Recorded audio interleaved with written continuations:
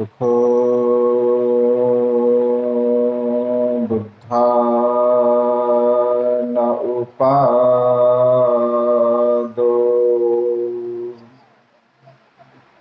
सुखा सद्धम्मदेशना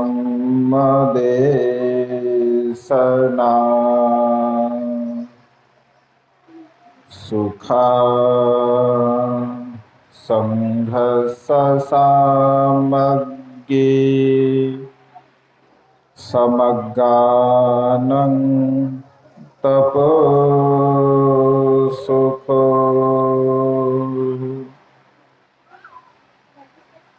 विश्ववंदनीय विश्व शांतिदूत प्रज्ञाशील समाधीचे उद्गाता महान करुणावान करुणेचा सागर तथागत सम्यक संबुद्ध तथागतांचा पावन पवित्र सद्धम्म, त्या सद्धम्माचा सातत्याने प्रचार आणि प्रसार करणारा सदा पूजनीय भिक्खू संघ, बुद्ध धम्म आणि संघ या महान तीन रत्नाची आम्हा सर्वांना माहिती करून देणारे, आम्हा सर्वांचे आधारस्तंभ, भारतीय घटनेचे शिल्पकार, बोधिसत्व गुणवेतान डॉक्टर बाबासाहेब आंबेडकर यांच्या धम्मक्रांतीमध्ये शेवटच्या श्वासापर्यंत समर्पित राहतो।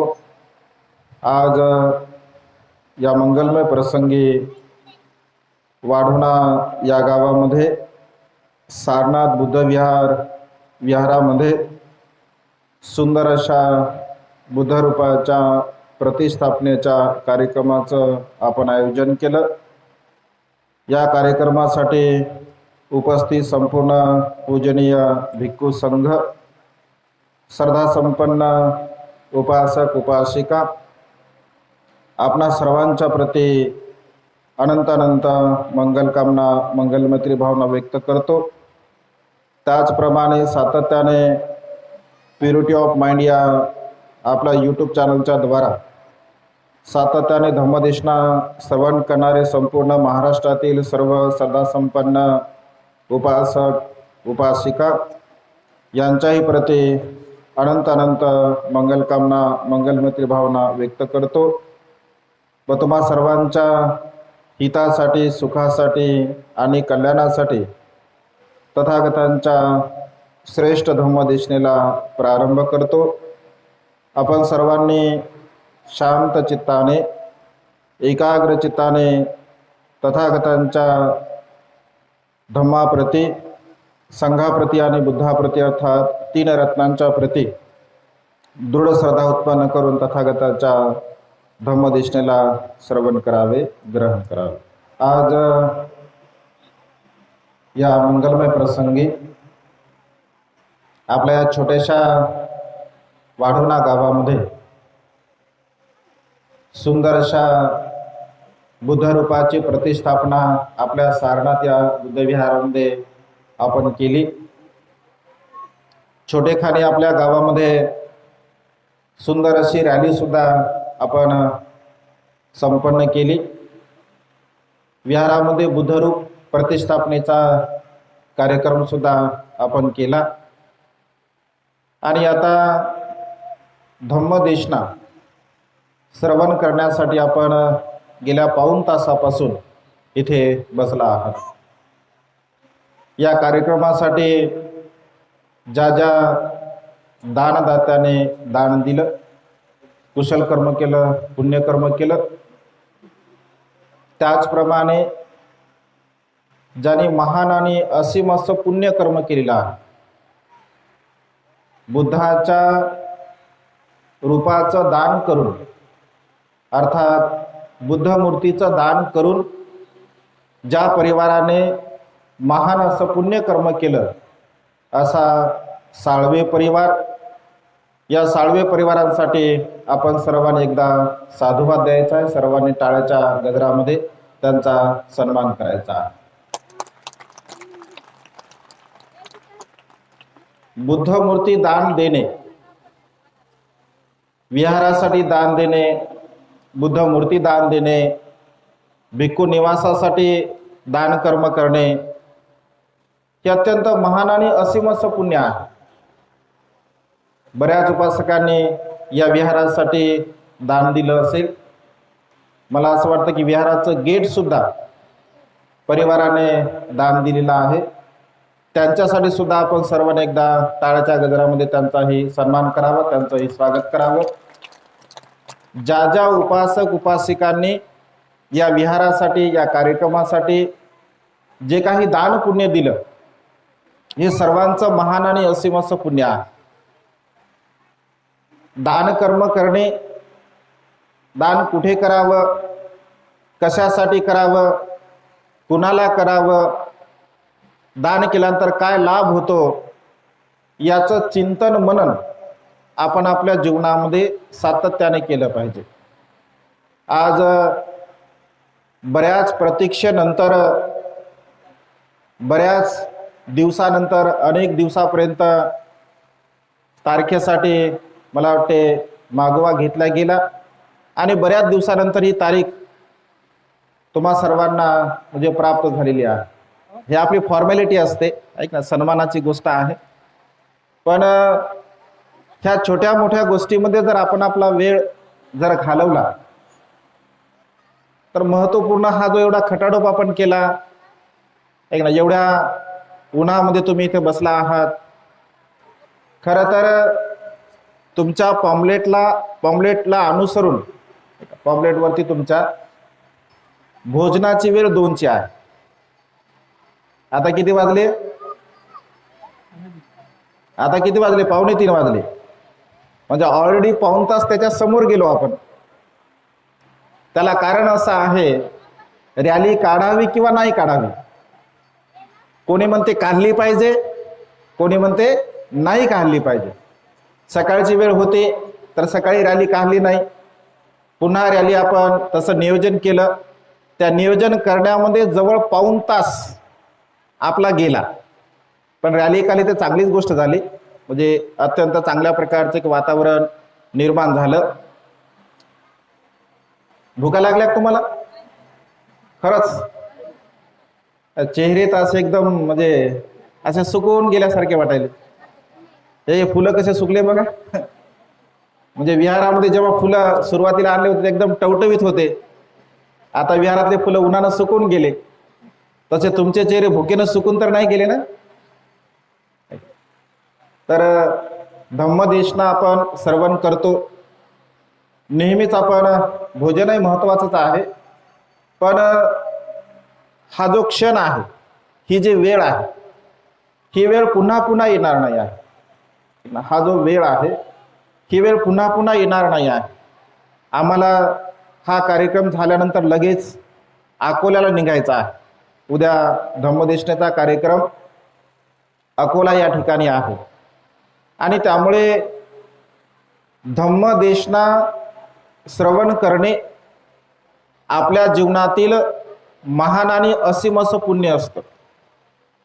बाबासाहेबांच्या महान पुण्याईमुळे हा तथागतांचा पवित्र सद्धम्म आपल्याला प्राप्त झालेला आहे. तथागतांच्या सद्धम्माचं अनुसरण करणारा प्रत्येक मनुष्य या संसारामध्ये सुखाच्या अवस्थेला प्राप्त करू शकतो. संसारातला प्रत्येक मनुष्य, इथे केवळ बौद्ध मनुष्यच अशा प्रकारची व्याख्या आपण नाही करू शकत. या संसारामध्ये जीवन जगणारा प्रत्येक मनुष्य, मग तो स्वतःला बौद्ध समजणारा असू द्या, स्वतःला हिंदू बांधव समजणारा असू द्या, स्वतःला मुस्लिम बांधव समजणारा असू द्या, स्वतःला ख्रिश्चन शीख समजणारा असू द्या, या संसारामध्ये जीवन जगणारा प्रत्येक मनुष्य जर बुद्धांच्या विचाराला अनुसरून जर जीवन जगण्याचा प्रयत्न करत असेल तर तो मनुष्य आपल्या जीवनामध्ये सुखाच्या अवस्थेला प्राप्त होऊ शकतो. कारण भगवंताचा धम्म मानवी मनाला परिशुद्ध करण्यासाठी, मानवी मनाला निर्मळ बनवण्यासाठी तथागतांचा सद्धम्म आहे. जसा आपल्याकडे मोबाईल आहे, एक ना, आपल्याकडे मोबाईल आहेत, प्रत्येकाकडे मोबाईल आहेत. जर मोबाईल समजून घ्या चालत नसेल, मोबाईल जर हँग होत असेल तर आपण काय करतो? मोबाईल जर हँग होत असेल, मोबाईल मधील जी मेमरी आहे ती जर फुल झाली असेल तर त्यामध्ये अनावश्यक असणाऱ्या ज्या गोष्टी असतात त्याला आपण डिलीट करतो. ताई तुम्ही बसा बरं, हे बिलकुल आवडत नाही मला. बसा तुम्ही, बसा, हे गोंधळ नाही करायचा, बसा. रिकाम्या कामामध्ये आपण जास्त वेळ घालतो. वास्तविक पाहता याची काही गरज नसते. ही केवळ फॉर्मॅलिटी आहे. ही फॉर्मॅलिटी आहे, त्यामध्ये आपण आपला वेळ घालू नये. ऐकणाराचं चित्त आपण विचलित करू नये, आपलं स्वतःचं चित्त आपण विचलित करू नये. कारण बाजूला व्हा, बाजूला व्हा, बाजूला व्हा असं आपण करतो, ऐक नाही. तर ह्या छोट्या मोठ्या गोष्टी आहे, याला आपण थोडं बाजूला सारलं पाहिजे.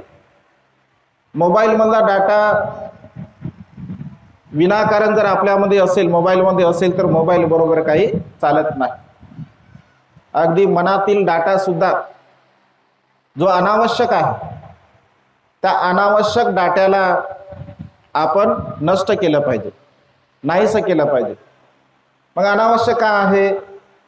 राग आहे, द्वेष आहे, लोभ आहे, मोह आहे, मीपणा, अहमपणा, गर्व, ईर्ष्या, ही सर्व प्रकारची विकार जे आपल्या मनाला अस्वच्छ बनवतात, आपल्या मनाला दुःखाकडे घेऊन जाण्यासाठी सहाय्यक ठरत असतात, या सर्व प्रकारच्या विकारांना नष्ट करण्याचा मार्ग तथागत सम्यक संबुद्धांनी 2600 वर्षापूर्वी सांगितलेला आहे. कारण आपलं जे सुख आहे, आपण जे जीवन जगतो, सुख आणि दुःख ह्या मानवी जीवनाच्या दोन बाजू आहेत. संसारामध्ये जीवन जगणारा प्रत्येक मनुष्य सुखी असतो किंवा दुःखी असतो. काही कारणास्तव तो सुखी होतो, काही कारणास्तव तो दुःखी होतो. आणि संसारामध्ये जीवन जगणाऱ्या प्रत्येक मनुष्याला असं वाटतं की मी अत्यंत सुखपूर्वक जीवन जगलो पाहिजे, माझ्या जीवनामध्ये कोणत्याही प्रकारचं दुःख नसावं, माझ्या जीवनामध्ये कोणत्याही प्रकारचा क्लेश नसावा, माझ्या जीवनामध्ये कोणत्याही प्रकारच्या समस्या नसाव्या, असं प्रत्येक मनुष्याला वाटत असतं. आणि सकाळी झोपेतून उठल्यापासून संध्याकाळी झोपेपर्यंत मनुष्य जे परिश्रम करतो, मेहनत करतो, कबाड कष्ट करतो, काम करतो, तर त्याच्या पाठीमागचा एकमेव असा उद्देश आहे की माझं जीवन हे सुखपूर्वक झालं पाहिजे, मी अत्यंत सुखपूर्वक जीवन जगलो पाहिजे, माझ्या भौतिक गरजा सुद्धा पूर्ण झाल्या पाहिजे आणि मला मानसिक समाधान सुद्धा प्राप्त झालं पाहिजे, यासाठी आपण प्रयत्न करत असतो. आणि त्यामुळे बांधवांनो, बाबासाहेब असं म्हणतात की मनुष्याला ज्याप्रमाणे पोटाची आग नष्ट करण्यासाठी अन्नाची आवश्यकता असते, अगदी तशाच प्रकारे मनुष्याला दुःखमुक्तीच्या मार्गाकडे वाटचाल करण्यासाठी, मनुष्याला सन्मानपूर्वक जीवन जगण्यासाठी, मनुष्याला स्वाभिमानपूर्वक जीवन जगण्यासाठी, आत्मसन्मान त्याला प्राप्त करण्यासाठी धम्माची नितांत आवश्यकता आहे. धम्म ज्या मनुष्याकडे आहे, नीतिमत्ता ज्या मनुष्याकडे आहे, सदाचार ज्या मनुष्याकडे आहे, तर तो मनुष्य आपल्या जीवनामध्ये दुःखमुक्तीच्या मार्गाकडे वाटचाल करत असतो. अन्न तर आवश्यकच आहे, परंतु अन्नासोबत मनुष्याला मनुष्य म्हणून जर जीवन जगायचं असेल तर त्याला धम्म तत्वज्ञानाची अत्यंत आवश्यकता आहे. 1954 साली बाबासाहेबांनी, आपण जर कधी पुण्याला गेला असाल तर पुण्याच्या बाजूला एक देहू रोड म्हणून छोटंसं गाव आहे. आपण कधी गेलात, कोणी गेलात देहू रोडला? माहित आहे ना वाटते का? 1-2 हात वर होत आहे. पुण्याच्या बाजूला देहू रोड आहे. 1954 साली बाबासाहेब जेव्हा रंगूनला गेले होते ब्रह्मदेशामध्ये, तर बाबासाहेबांना एक सुंदर बुद्धाचं रूप त्या ठिकाणी दान दिलं होतं. तर तेथील लोकांनी एक छोटंसं मंदिर निर्माण केलं आणि बाबासाहेबांना ते म्हणाले की बाबासाहेब, आम्ही भजन म्हणण्यासाठी, आमचं स्वतःचं मनोरंजन करण्यासाठी एक छोटंसं मंदिर, देऊळ आम्ही निर्माण केलेलं आहे, तर तुम्ही त्या मंदिराचं उद्घाटन करावं अशी आमची विनंती आहे. तेव्हा बाबासाहेब त्यांना म्हणाले की मी त्या मंदिराचं उद्घाटन करण्यासाठी येणार आहे, पण त्या मंदिरामध्ये तुम्ही काय ठेवणार आहात? एखादी तुम्ही मरीमाय ठेवणार आहात का, किंवा आणखी एखादी देवी तुम्ही ठेवणार आहात का? तर ते म्हणाले की होय बाबासाहेब, आम्ही असंच काहीतरी तिथे ठेवणार आहोत. तेव्हा बाबासाहेब असं म्हणाले की या सर्व रूढी आणि परंपरेला तुम्ही आता सोडलं पाहिजे, या रूढी आणि परंपरेचा तुम्ही त्याग केला पाहिजे. माझ्याकडे सुंदर असं एक बुद्धाचं रूप आहे, जर ते बुद्धाचं रूप तुम्ही त्या विहारामध्ये जर ठेवलं तर मी त्या उद्घाटनासाठी येण्यासाठी तयार आहे. आणि बांधवांनो, 1954 साली बाबासाहेबांनी या भारतवर्षामध्ये, म्हणजे बौद्ध धर्म या भारत देशामधून नष्ट झाला होता. 12व्या 13व्या शतकामध्ये पूर्णतः भारतामधून बौद्ध धर्म नष्ट झाला. 1954 साली बाबासाहेबांनी रंगून इथे बाबासाहेबांना जे बुद्धांचं रूप प्राप्त झालं होतं, ते बुद्धाचं रूप बाबासाहेबांनी देहू रोड या ठिकाणी प्रतिष्ठापित केलं. तेव्हा बाबासाहेब म्हणाले, आता सध्या जरी तुम्हाला असं वाटत असेल की सध्या ही भारताची भूमी बुद्ध तत्वज्ञानाच्या दृष्टीने शून्यवत आहे, परंतु मला विश्वास आहे येणाऱ्या काळामध्ये, आज एक बुद्ध रूपाची आपण प्रतिष्ठापना करत असेल, परंतु येणाऱ्या काळामध्ये गावागावामध्ये, खेड्याखेड्यामध्ये आणि घराघरामध्ये बुद्धाचं रूप प्रतिष्ठापित झाल्याशिवाय राहणार नाही. हा माझा संकल्प आहे, हा माझं अधिष्ठान आहे, हा माझा विचार आहे, असं बाबासाहेब म्हणतात. आणि बांधवांनो, आज घडीला आपण बघतो की नगरामध्ये, खेड्याखेड्यामध्ये, गावागावामध्ये, घराघरामध्ये बुद्धांच्या रूपाची प्रतिष्ठापना आपण करत असतो. बुद्ध रूपाची प्रतिष्ठापना आपण का करावी, कशासाठी करावी? बुद्ध रूपाची प्रतिष्ठापना केल्यानंतर आपल्याला काय लाभ होणार आहे? बुद्ध प्रतिष्ठा, बुद्ध रूप हे केवळ आपल्यासाठी आदर्श आहे. बाबासाहेबांचं रूप, बाबासाहेबांचा फोटो आपल्यासाठी आदर्श आहे. मनुष्याला मनुष्यत्वाचा लाभ करून घेण्यासाठी, मनुष्याला सुखपूर्वक जीवन जगण्यासाठी आपल्या सोबत काहीतरी आदर्श असला पाहिजे. ज्या मनुष्याकडे आदर्श असतो तो मनुष्याला म्हणजे आपल्या जीवनाची दिशा समजत असते. ज्या मनुष्याकडे आदर्श नाही आहे तर तो मनुष्य योग्य मार्गाने कधीही मार्गक्रमण करू शकत नाही. बाबासाहेब आपल्यासाठी आदर्श आहेत, बुद्ध आपल्यासाठी आदर्श आहेत. आणि त्यामुळे बुद्धामध्ये असणारे जे सद्गुण आहे, बाबासाहेबांमध्ये असणारे जे सद्गुण आहे, बाबासाहेबांची पूजा करणे, बुद्ध मूर्तीची पूजा करणे, आपण जर पूजा केली आहे, पूजा केली म्हणजे आपण सुखाला प्राप्त होतो असं नाही आहे. तुम्ही जर दररोज भगवंताच्या समोर मेणबत्ती लावत असाल, तुम्ही अगरबत्ती लावत असाल, तुम्ही फुलं टाकत असाल, तुम्ही पूजा करत असाल आणि पूजा करून अगरबत्ती लावून मेणबत्ती लावून जर तुम्ही असा विचार करत असाल की आता मी सुखी होणार आहे, आता मला काही करायची गरज नाही आहे, आता मी प्राण्यांची हिंसा करणार आहे, आता मी चोरी करणार आहे, आता मी अकुशल कर्म करणार आहे, आता मी खोटं बोलणार आहे, आता मी दारू पिणार आहे, मी सुखी होईल का? कारण मी तर बुद्धाची पूजा केली. असं होते का? असं होणार आहे का? असं बिलकुल होणार नाही आहे. मेणबत्ती लावली म्हणजे आपण सुखी होईल असं नाही आहे. अगरबत्ती लावली म्हणजे सुखी होईल आपण असं नाही आहे. ती आपली पूजा आहे. परंतु बाबासाहेबांनी भगवंताने सांगितलेल्या तत्वज्ञानाला जोपर्यंत आपण आत्मसात करत नाही, जोपर्यंत ते तत्वज्ञान आपण समजून घेत नाही आणि त्यानुसार जीवन जगण्याचा आपण प्रयत्न करत नाही, तोपर्यंत आपल्या जीवनामध्ये कधीही आपल्याला सुख प्राप्त होऊ शकत नाही. आणि त्यामुळे आपण शील पालन केलं पाहिजे. आपल्या जीवनामध्ये आपण शील अनुसरण केलं पाहिजे. रोज आणि रोज आपण आपल्या घरामध्ये पंचशील धारण केलं पाहिजे. पौर्णिमा असेल, अमावस्या असेल, अष्टमी असेल, आपण उपोषित शील धारण केलं पाहिजे. जर तुम्ही तुमच्या जीवनामध्ये उपोषित आणि उपवास यामध्ये फरक आहे. उपवास आणि उपोषित यामध्ये फरक आहे. कोण करते उपोषित? तुम्ही करता का उपोषित? अच्छा, 2-4 हात वर आहे. उपवास कोण कोण करते? उपवास सोमवारचा उपवास, शनिवारचा उपवास नाही करत ना? अच्छा, म्हणजे सोडून दिलं तुम्ही. ऐक ना, उपवास आणि उपवास मध्ये फरक आहे. ऐक ना, उपवास धरणारे लोक काय करतात? आज मला उपवास आहे, मग साबुदाणा बनवा, उपवास आहे. भगर बनवा, उपवास आहे. केळी खा, उपवास आहे. काय काय खात राहतात. काय तर मला उपवास आहे.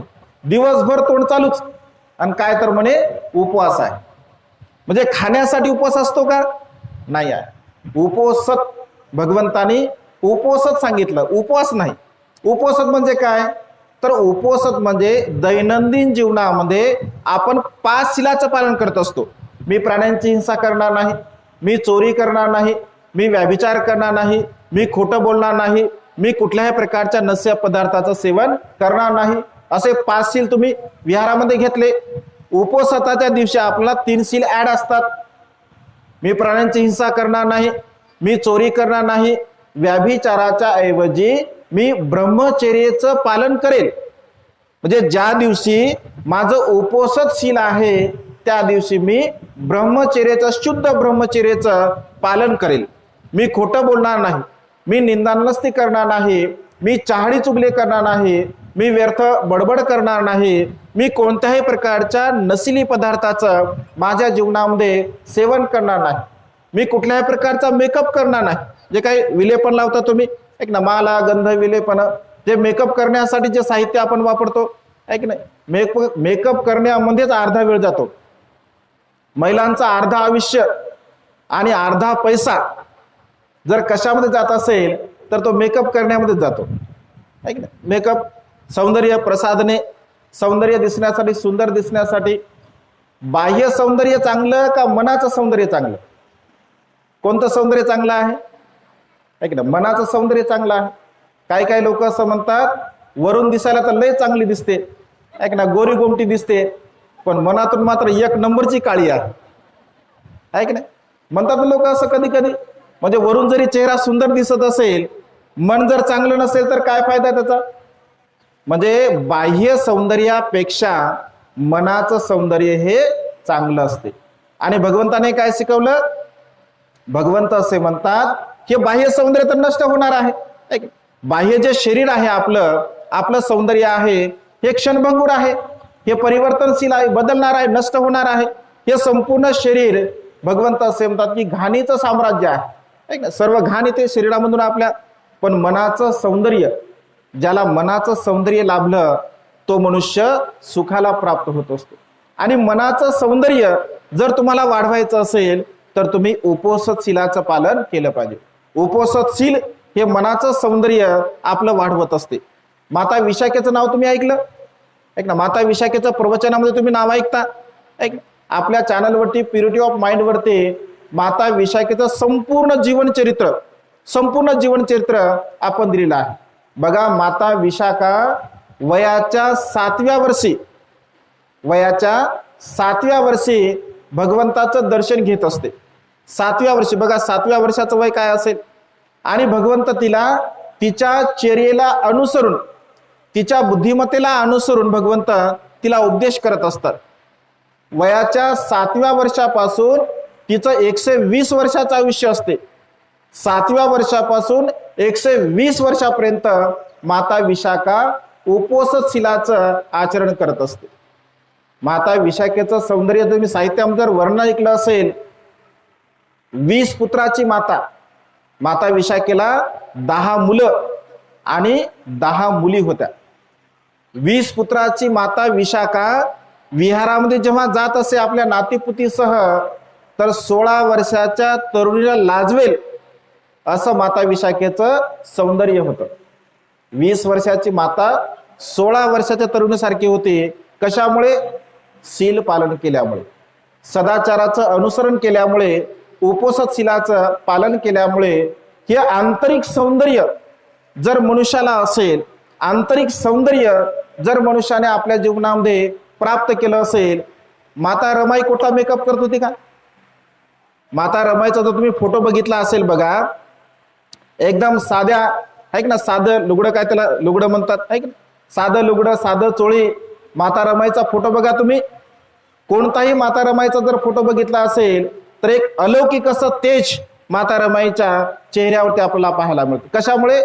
आंतरिक सौंदर्य, त्यांची ती प्रसन्नता, आंतरिक सौंदर्य त्या त्यांना शीलामुळे, सदाचारामुळे ते प्राप्त होत असते. आणि त्यामुळे बुद्ध विहारामध्ये आपण जेव्हा जातो, बुद्ध विहारामध्ये जाण्यामागचा जो उद्देश आपला आहे, तर आंतरिक सौंदर्य आपल्याला प्राप्त व्हावं यासाठी आपण बुद्ध विहारामध्ये जातो. आपण शील ग्रहण करतो, आपण बुद्धवंदना घेतो, धम्मवंदना घेतो, संघवंदना घेतो, आपण सुत्त पठण करतो. म्हणजे आपल्या मनातील राग असेल, द्वेष असेल, लोभ असेल, मीपणा, अहमपणा, गर्व, ईर्ष्या, एकमेकांच्या प्रती जे जलसीची भावना आहे, एकमेकांच्या प्रती द्वेषाची भावना आहे, या सर्व प्रकारच्या विकाराला आपल्याला जर नष्ट करायचं असेल, मैत्रीची भावना, आपुलकीची भावना, जिव्हाळ्याची भावना आपल्या मनामध्ये जर आपण निर्माण केली असेल तर खऱ्या अर्थाने आपण सुखाला प्राप्त होऊ शकतो. बांधवांनो, तथागतांचा धम्म अत्यंत महान आहे, अत्यंत पवित्र आहे. या तथागतांच्या धम्माचं अनुसरण करणे, तथागतांच्या धम्माचं आचरण करणे आपली नैतिक जबाबदारी आहे. धम्म दीक्षा देत असताना बाबासाहेब नवोदित बौद्धांना उद्देशून 16 ऑक्टोबरला भाषण करत असतात. 16 ऑक्टोबरला, 15 ऑक्टोबरला बाबासाहेब भाषण करतात आणि त्या भाषणामध्ये बाबासाहेब असं म्हणतात की आता तुमची फार मोठी जबाबदारी वाढलेली आहे. तुम्ही बौद्ध धर्माचा स्वीकार करत आहात, तुमची फार मोठी जबाबदारी आहे. आणि ही जबाबदारी तुम्हाला समोर नेत असताना तुम्ही ज्या रूढी आहे, तुम्ही ज्या परंपरा, ईश्वरवाद आहे, आत्मा आहे, देवी देवतांचा, ह्या सर्व प्रकारच्या रूढी आणि परंपरेला तुम्ही नष्ट केलं पाहिजे, तुम्ही नाहीसं केलं पाहिजे. आणि तथागतांच्या शुद्ध पवित्र धम्माचं तुम्ही अनुसरण केलं पाहिजे. जर पवित्र धम्माचं तुम्ही अनुसरण करत असाल, कारण 2 मार्गाने मनुष्य जाऊ शकत नाही. गढूळ पाणी आणि स्वच्छ पाणी एका दिशेने वाहू शकत नाही. जर समजून घ्या, एक ग्लासभर पाणी गढूळ असेल आणि हांडाभर पाणी जर स्वच्छ असेल, तर हांडाभर स्वच्छ पाण्यामध्ये एक ग्लासभर गढूळ पाणी जर टाकलं तर पाणी गढूळ होईल का स्वच्छ राहील? गढूळ होणार आहे. म्हणजे रूढी असेल, परंपरा असेल, ईश्वरवाद असेल, या सर्व प्रकारच्या रूढी आणि परंपरेमध्ये जर आपण गुरफटून पडलो तर कोणत्याही प्रकारचा लाभ आपल्या जीवनामध्ये आपल्याला प्राप्त होणार नाही. आणि त्यामुळे शुद्ध आणि पवित्र तथागतांच्या धम्माचं आपण अनुसरण केलं पाहिजे. प्रत्येक मनुष्य आपापल्या रूढीला अनुसरून, परंपरेला अनुसरून, धर्माला अनुसरून जीवन जगण्याचा प्रयत्न करतो, कारण प्रत्येकाला तशा प्रकारची मुभा आहे. संविधानाने प्रत्येकाला आपल्या ज्या काही श्रद्धा आहे त्या श्रद्धा जोपासण्याची मुभा दिली आहे. बाबासाहेबांच्या धम्मक्रांतीमध्ये आपण धर्मांतरित बौद्धांनी बाबासाहेबांनी सांगितलेल्या मार्गाला अनुसरून जीवन जगण्याचा सातत्याने प्रयत्न केला पाहिजे. महत प्रयासाने बाबासाहेबांनी हा धम्म आपल्याला दिलेला आहे. हे सहजासहजी ही गोष्ट प्राप्त नाही आहे. सहजासहजी बाबासाहेबांनी ह्या गोष्टी आपल्याला दिल्या नाही आहे. बाबासाहेबांचं जीवन चरित्र जर तुम्ही वाचलं असेल, बाबासाहेबांचं जीवन चरित्र जर तुम्ही अभ्यासलं असेल तर तुमच्या लक्षामध्ये येऊ शकते. बाबासाहेबांची 4 मुलं बाबासाहेबांची मृत्यूला प्राप्त झाली. कोणते कोणते? बाबासाहेबांच्या मुलांचे नाव काय होते? बाबासाहेबांना किती मुलं झाली? बाबासाहेबांचं नाव काय होतं? एकाचं नाव यशवंत, राजरत्न, इंदू, रमेश आणि गंगाधर. म्हणजे बघा, आईला माहित आहे 5ही मुलाचे नाव आईने सांगितली. 4 मुलं बघा बाबासाहेबांचे मातीमध्ये गेली. बाबासाहेबांची मुलगी इंदुमती मृत्यूला प्राप्त झाली. बाबासाहेबांचा रमेश मृत्यूला प्राप्त झाला. बाबासाहेबांचा गंगाधर मृत्यूला प्राप्त झाला. बाबासाहेबांचा राजरत्न मृत्यूला प्राप्त झाला. बाबासाहेबांचे केवळ यशवंत, ज्यांना आपण भैयासाहेब असं म्हणतो, केवळ एकमेव पुत्र बाबासाहेबांचे जिवंत राहिले. कशामुळे? बाबासाहेबांचं जीवनचरित्र आपण जेव्हा वाचतो तर कशामुळे ते मूर्तीला प्राप्त झाले? तर केवळ त्यांना अन्न न मिळाल्यामुळे, केवळ त्यांना औषधी न मिळाल्यामुळे, अन्न न मिळाल्यामुळे बाबासाहेबांची मुलं मृत्यूला प्राप्त झाली. एवढा मोठा असीम त्याग माता रमाई अगदी वयाच्या 37व्या वर्षी मृत्यूला प्राप्त झाल्या. 37 वर्षाचं वय म्हणजे ऐन तारुण्याचं वय. ऐन तारुण्याच्या वयामध्ये माता रमाई मृत्यूला प्राप्त झाली. हा एवढा मोठा जो त्याग आहे, हा असीम त्याग बाबासाहेबांनी जो आपल्यासाठी केला, माता रमाईने जो आपल्यासाठी केला, बांधवांनो, या त्यागाची परतफेड आपण करू शकत नाही.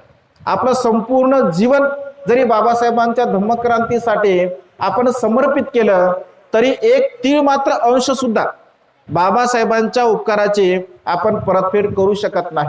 आणि त्यामुळे बाबासाहेबांनी सांगितलेला जो मार्ग आहे, बाबासाहेबांनी दिलेला जो धम्म आहे, या धम्माचं अनुसरण करणे, या धम्माचं आचरण करणे आपलं नैतिक आणि आद्य असं कर्तव्य आहे. आणि त्यामुळे सुंदर असं हे विहार आपण निर्माण केलं. या विहारामध्ये केवळ बुद्ध रूपाची आपण प्रतिष्ठापना केली, आपली जबाबदारी संपली असं नाही आहे. आता बुद्ध विहाराची प्रतिष्ठापना झाली, बुद्ध विहाराचं लोकार्पण केलं, ही तुमची फार मोठी जबाबदारी आहे. या गावामध्ये राहणारे जे श्रद्धासंपन्न उपासक उपासिका आहे, केवळ 14 एप्रिल असेल, केवळ पौर्णिमा असेल, केवळ विजयादशमी असेल, केवळ उत्सवाच्या दिवशीच आपलं विहार खुललं पाहिजे आणि वर्षभर ते बंद राहिलं पाहिजे, अशा प्रकारची भावना आपल्या मनामध्ये नसली पाहिजे. तर रोज आणि रोज किमान दर रविवारी का होईना आपण विहार खुललं पाहिजे, त्याला स्वच्छता केली पाहिजे. कारण विहारामध्ये सातत्याने तुमच्या भावी पिढीला जर चांगल्या प्रकारचे संस्कार द्यायचे असतील, तुमच्या भावी पिढीला जर चांगल्या प्रकारचं घडवायचं असेल तर धम्माचे संस्कार देणं अत्यंत गरजेचं आहे. बाबासाहेब असं म्हणतात, तुमच्या भावी पिढीला जर तुम्हाला सिलवान बनवायचं असेल, गुणवान बनवायचं असेल, ज्ञानी बनवायचं असेल तर 2 प्रकारच्या गोष्टी तुम्ही त्यांना दिल्या पाहिजे. तुमच्या भावी पिढीला जर चांगल्या प्रकारचं तुम्हाला घडवायचं असेल तर 2 प्रकारच्या गोष्टी तुम्ही त्यांना दिल्या पाहिजे. एक सर्वात प्रथम गोष्ट म्हणजे शिक्षण. तुमच्या मुलांना शिक्षण तुम्ही दिलं पाहिजे आणि तुमच्या मुलांना तुम्ही धम्माचा वारसा सुद्धा देण्याचा प्रयत्न केला पाहिजे. धम्म वारसा आणि शिक्षण हे अत्यंत महत्त्वपूर्ण अशा 2 गोष्टी आपल्या जीवनामध्ये आपण सातत्याने पाळल्या पाहिजे. तुमच्या मुलांना ते धम्मसंस्कार तुम्ही देण्याचा प्रयत्न केला पाहिजे. शिक्षण अत्यंत महत्त्वपूर्ण आहे. आताच्या घडीला शिक्षण अत्यंत महत्त्वपूर्ण आहे. आज जर तुम्ही विचार केला असेल तर शिक्षणामुळे आपला जो सर्वांगीण जर विकास झाला असेल, आपली सर्वांगीण जर उन्नती कशामुळे झाली असेल तर ती शिक्षणामुळे झालेली आहे. आणि त्यामुळे चांगल्या प्रकारचं उच्च दर्जाचं शिक्षण आपण आपल्या मुलांना दिलं पाहिजे. शिक्षणासोबत सोबत धम्माचे संस्कार सुद्धा आपण आपल्या मुलांना दिले पाहिजे. हे दोन्ही संस्कार जर तुम्ही तुमच्या मुलांना देसाल तर नक्कीच तुमची भावी पिढी खूप चांगल्या प्रकारे चांगल्या मार्गाला जाऊ शकेल, चांगल्या प्रकारचं सुखपूर्वक ते जीवन जगू शकतील. आणि त्यामुळे सातत्याने आपण धम्म आचरण करावं, धम्माचं अनुसरण करावं, धम्माला सातत्याने आपल्या जीवनाचा आधार बनून आपण जगण्याचा प्रयत्न करावा. आज या मंगलमय प्रसंगी आपण जे जे काही कुशल कर्म केलं, जे जे काही पुण्य कर्म केलं, जे जे काही दान कर्म केलं, या संपूर्ण कुशल कर्माच्या बलाने, बुद्ध धम्म आणि संघ या 3 रत्नाच्या बलाने तुम्हा सर्वांना तुमच्या जीवनामध्ये आयुष्य वर्ण सुख आणि बल प्राप्त हो.